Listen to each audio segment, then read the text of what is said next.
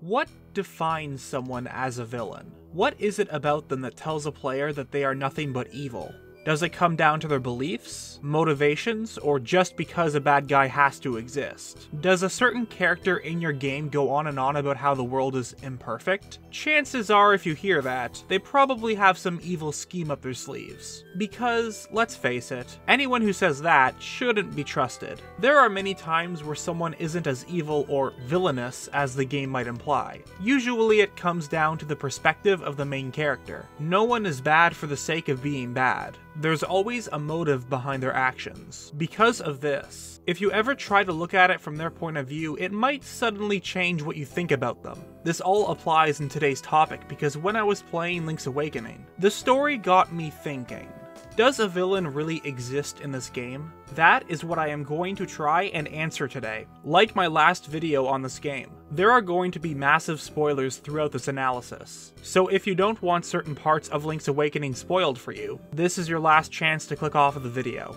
Before we dive into if a true villain lies in this game, we have to know what defines a villain. It might sound self-explanatory, as in almost all stories there is an antagonist. But what some don't realize is that an antagonist doesn't automatically equate to evil. So, what's the difference? Well, an antagonist boils down to someone who simply is against the protagonist. This generally means that they get in the way of the main character's goals. Think about any typical underdog story. They want to become the best, but to do that they have to defeat the best. Any and all who get in the way of that goal can be considered antagonists. If you want a good example in a video game, Chapter 3 of Paper Mario: The Thousand Year Door does this through the Glitz Pit battles. While Rawkhawk's tactics are sometimes questionable, he isn't necessarily a villain. Actually, he does send you a poisoned cake. I think the main reason why people tend to assume certain characters are bad is because of how the story always has a bias towards the protagonist's point of view. We clearly see their motives as well as struggles to achieve their goals. Often we might even assume that the antagonist solely exists just to get in the main character's way, but that mostly has to do with the fact that we don't know much about them. If you don't believe me, then why do we tend to take the side of anti-heroes when they are the main character? One great example is Lelouch from Code Geass. So, with this knowledge, let's look at the game in question and see if we can find a definitive answer. The story in this game is very unique, but not that complicated to grasp. After the events of A Link to the Past, the hero sets out on a journey by boat. While at sea, he gets caught up in a storm resulting in his ship being destroyed. Upon waking up, he finds out that he is on Colohint Island where Marin and many others live. Soon after, an owl tells him that in order to leave, he must wake up the Windfish, who lies in a giant egg at the top of Mount Tamaranch. The catch is that the 8 instruments of the Sirens are required to do this. Throughout this journey, it becomes clear that there is more to this island than meets the eye. It is hinted through characters and areas such as the ancient ruins that everything is just a dream. Once all the instruments are collected and played, Link can enter the egg in search of the Guardian. One last challenge lays ahead though, as he must defeat the Nightmare who takes different forms such as Ganon. Upon defeat, the Windfish can now wake up, which results in the disappearance of Colohint Island and its inhabitants. Because spoilers, it was all just a dream world. But something that intrigued me was the nightmares themselves. If this was a typical story where the big bad guy was defeated and everyone lived happily ever after, then the existence of a villain would seem more likely. But the ending for this game is actually quite sad. Once the Windfish wakes up, everyone Link crossed paths with in his journey disappear, along with the entire island. In fact, this is a dilemma that is repeatedly brought up by the quote-unquote bad guys. Does this mean anything though? The biggest problem with answering this comes from the amount of information that isn't known. Like, what are the rules of this dream world? When was the island originally established? And when did the Nightmares first invade the Windfish's dreams? Let's break down these different questions to see what we can piece together. Starting off, we know that the creation of the dream world isn't directly related to the appearance of the Nightmares. This is because the dream had already existed prior to those events. However, once the Windfish awakens, the whole island and its people vanish. This could mean that any time this deity falls asleep, a new world is created only to soon disappear. Colohint is different different though, as it was given plenty of more time to develop since the nightmares had invaded the dreams. It's never mentioned how long this slumber lasted, but given the island's population of people and animals, it could have been a very long time. But fast forward to the point the nightmares invade the dream world. It's rather clear that characters such as the owl portray them as beings with evil intentions, as they were wreaking havoc on the land. And when you fight the last boss, its motives seem rather simple. They only desire to be the masters of the dream world.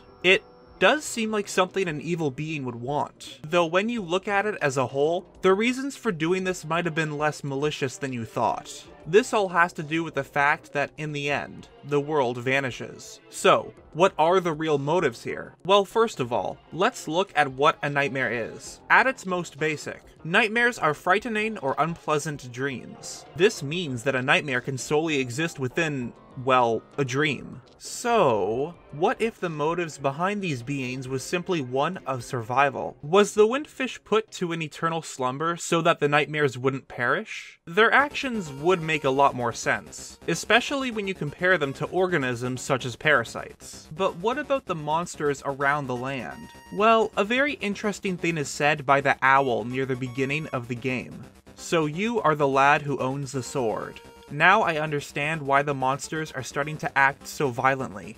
This implies that before the appearance of Link, the monsters on the land were not nearly as hostile. This is important because it helps shed light on the nightmare's intentions. The sudden violent reactions are a result of feeling threatened. But why would they? Is it because a hero is rising up to stop the villain?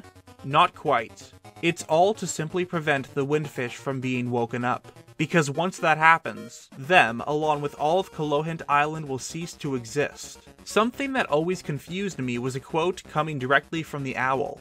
But one day, the nightmares entered the dream and began wreaking havoc. Then you, Link, came to rescue the island. And then in the end, the island along with everyone living on it vanishes. Seems legit. I sure saved that island, huh? Of course, this isn't trying to paint anyone in a bad light. It's not like Link shouldn't have woken up the windfish. After all, he was essentially cursed into an eternal sleep.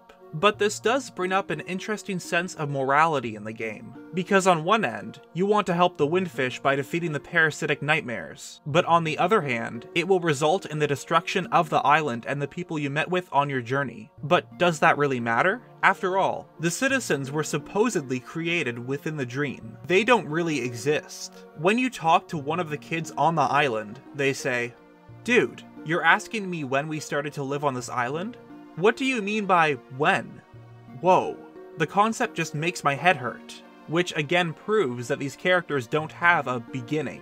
There's no sense of self-awareness. So why would it matter if the dream world was destroyed? The problem arises when, while they are not real, the memories shared with them are. The thought of spending so much time with Marin only to see her and everyone else vanish is just heartbreaking. Let's rewind a bit back to the monsters for a moment. You could say that the motives of the nightmares are indeed malicious, as they had invaded Mabe Village to steal Bow Wow. Until you realize something. You know what you have to do to wake the windfish? Get the siren instruments. You know where you're supposed to get one of the 8 instruments? At this dungeon. You know the only way to get to this dungeon? By using Bow Wow. Stealing the Chain Chomp was only done to prevent the player from waking up the windfish so the island wouldn't vanish. There is one other thing though which might debunk this idea. What if the nightmares are not self-aware? Like Malice from Breath of the Wild, it could solely exist to do harm or be destructive. In that case, it would be considered evil. When you first go through all the dungeons, it does seem to be this way. But once you get to the 6th dungeon, the bosses start to get more frantic. Okay, listen up. If the windfish wakes up, everything on this island will be gone forever. And I do mean everything. My energy. Gone.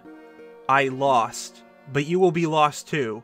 If the windfish wakes. Same as me. You are in his dream.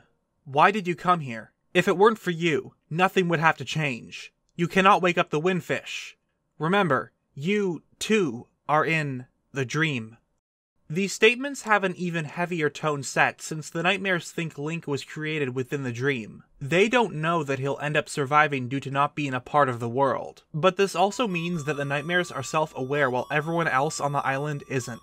But even the final boss, for how terrifying it is, once defeated has a rather short speech to give before dying. This island is going to disappear. Our world is going to disappear. Our world. Our world.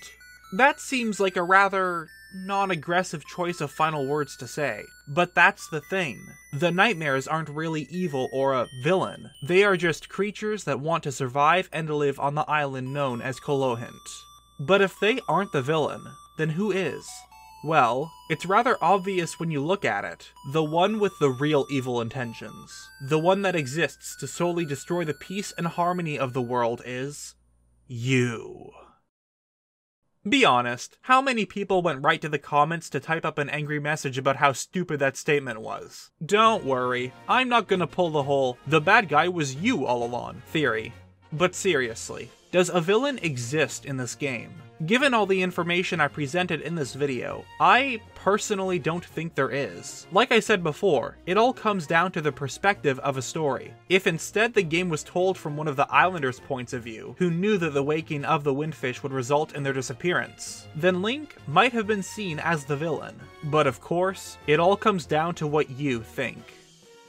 And that's it for today. Thank you for watching my very first non-Breath of the Wild theory, and I hope it was just as entertaining. Also, I now have a Patreon where if you want to support the channel even further, you can donate $1 a month. I'd like to thank all of my current patrons, as your donations will help with creating more content such as this. If you enjoyed, make sure to subscribe, and my Twitter is in the description. Thanks again, and I'll see you later.